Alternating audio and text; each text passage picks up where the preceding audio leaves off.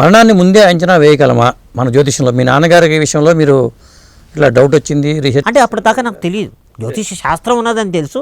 ఎందుకు ఇలా అయిందన్న ప్రశ్న మీద మొదలెట్టి చివరికి ఈ రోజున అంటే పరిస్థితి వచ్చినప్పుడు అదే. ఇప్పుడు ఒకటి ఉందండి, ఇప్పుడు అత్యంత బాధాకరమైంది మానవ జీవితంలో మరణమే.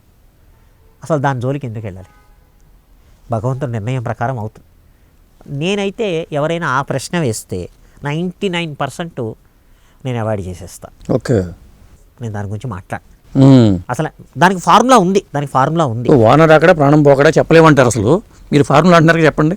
అట్లా కాదు, లగ్నాన్ని పరిశీలించాలండి. ఓకే. ఎందుకంటే జన్మ లగ్నం అంటే మనిషి పుట్టడం. అవును.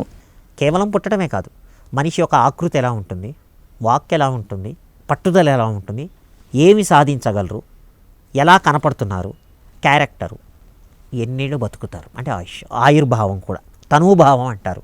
సో లగ్నాన్ని పరిశీలిస్తే అల్పాయుష లేకపోతే మధ్యస్థమా ప్లస్. సో అంతవరకు ఇప్పుడు మనం ఒకటే కోరుకోవాలండి. అదే. ఈ రోజున పిల్లలు సెటిల్ అయిపోయిన తర్వాత ఇంకా వెంపర్లాట అనవసరం, ఏదైనా తేడా వస్తుంది. కరెక్ట్. ఇది నా వ్యక్తిగత అభిప్రాయం. అదే. ప్రాణం పోవటం ఎవరికైనా బాధే, కానీ చాలా ప్రాక్టికల్గా మాట్లాడితే నీ పిల్లలు సెటిల్ అయిపోయిన తర్వాత ఎవరైనా సో అంటే సమాజానికి అప్పుడు ఏమైనా చేద్దామని అప్పుడు ప్రయత్నం చేయొచ్చు. దాని తగ్గట్టు బలం ఇస్తాడు భగవంతుడు. ఇప్పుడు ఒక మంచి పని చేస్తే ఇప్పుడు కృష్ణుడి దగ్గర నుండి యుద్ధం నడిపించలేదా? ఎందుకు? ధర్మం వైపు ప్రయత్నిస్తున్నారు వాళ్ళు. సింపుల్ లాజిక్ ఇది కూడా.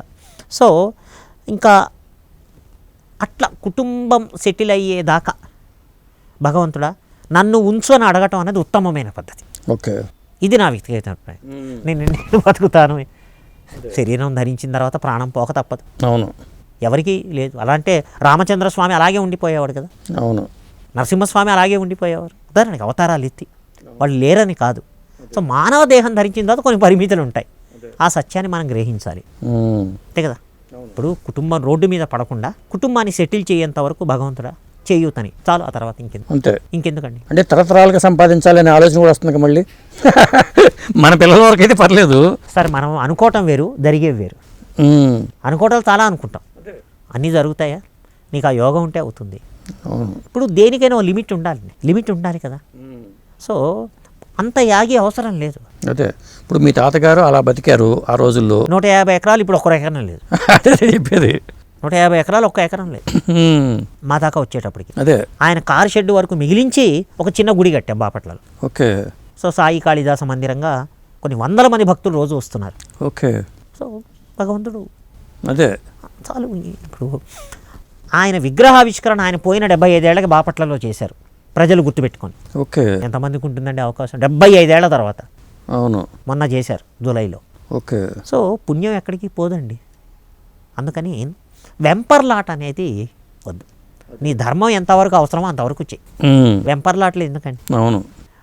నా మీరు అడిగినట్టు ఇంకో 200 తరాలు తింటే అదే నీకు ఆ యోగం ఉంటే వస్తుందండి.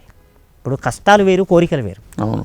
కష్టాలకి భగవంతుడు ప్రతిస్పందిస్తాడు, కానీ కోరికలకి నీ పూర్వపుణ్యం ఉంటేనే ఫలిస్తుంది.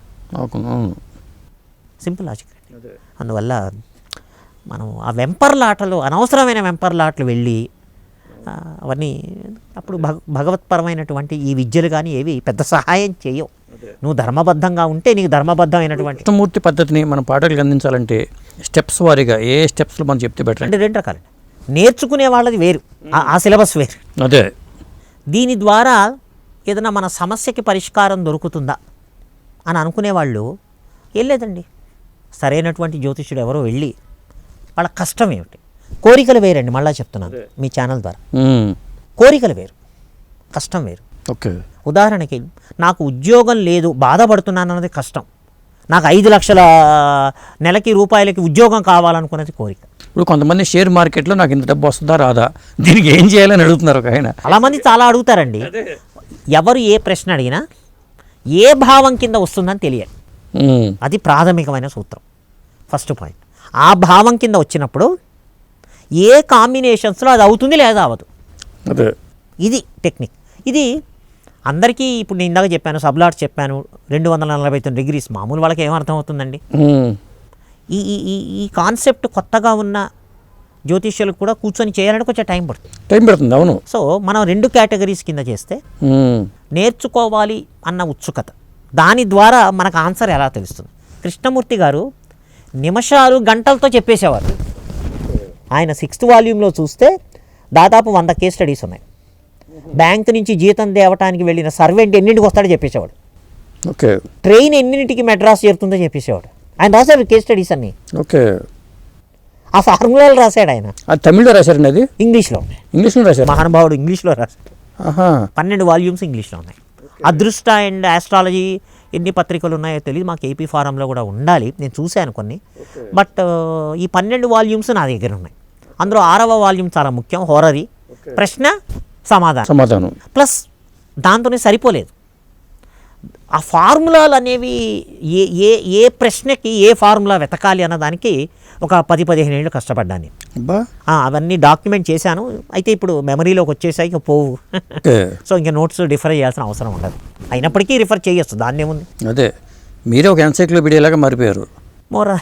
అంత మాట పెద్దవాళ్ళు ఉన్నారు ఇంకా. బట్ కనీసం నాకు తెలుగు భాష పరిజ్ఞానం ఉన్నది, విషయ స్ఫుటం ఉన్నది కాబట్టి, బాగా అర్థమయ్యేటట్టు చెప్పే విద్య భగవంతుడు ఇచ్చాడు కాబట్టి నా దగ్గరికి వచ్చే వాళ్ళకి చెప్తూ ఉంటాను. కానీ at the end of the day వెనకాల భగవంతుడి నుండి నడిపించేదే. ఇప్పుడు ఎంతకాలం హెల్ప్ చేయడానికి వాళ్ళకి ఆ యోగం ఉంటే, ఇప్పుడు ఈరోజు ఇది మీ ఛానల్ ద్వారా 10 మందికి కొంత తెలియకావాలన్న ఉద్దేశం మీకు కలిసి, అదే అంటే మనం పైకి కనపడుతున్న మన నామ మాత్రం, అదే పాత్రధారులు, సూత్రధారి భగవంతుడే. దట్స్ అవును. సో థ్యాంక్ యూ అండి, చాలా విషయాలు చెప్పారు. చాలా థ్యాంక్ యూ అండి.